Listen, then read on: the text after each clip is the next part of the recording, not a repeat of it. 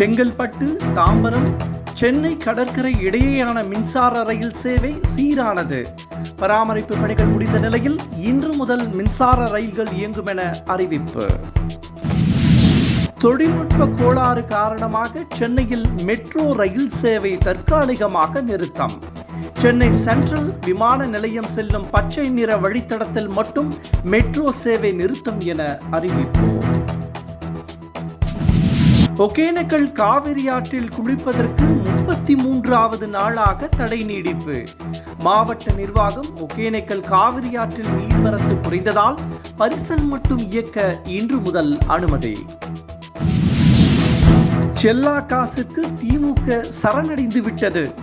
பாஜகவை கடுமையாக எதிர்க்கும் மு.க. ஸ்டாலின் அப்பா பெயரில் 100 ரூபாய் நாணயம் வெளியிட்டதும் கைகுலுக்குகிறார் என சீமான் விமர்சனம்.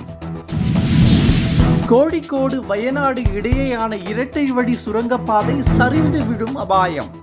கேரள மாநில நிபுணர் மதிப்பீட்டு குழு எச்சரிக்கை.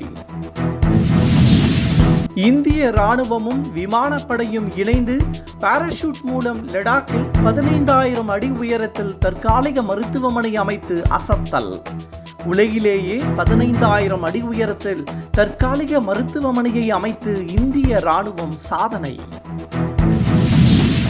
மல்யுத்தத்தில் இருந்து ஓய்வு பெறுவது குறித்து இப்போது முடிவெடுக்க முடியாது. ஒலிம்பிக் பதக்கம் ஒரு ஆழமான காயம், அது குணமடைய நேரம் எடுக்கும் என வினேஷ் போகத் உருக்கம். மை இந்தியா 24/7 முக்கிய செய்திகளை உடனுக்குடன் தெரிந்து கொள்ள உடனே சப்ஸ்கிரைப் பண்ணுங்க, பெல் பட்டனை பிரஸ் பண்ணுங்க. என்றும் உங்களுடன் மை இந்தியா.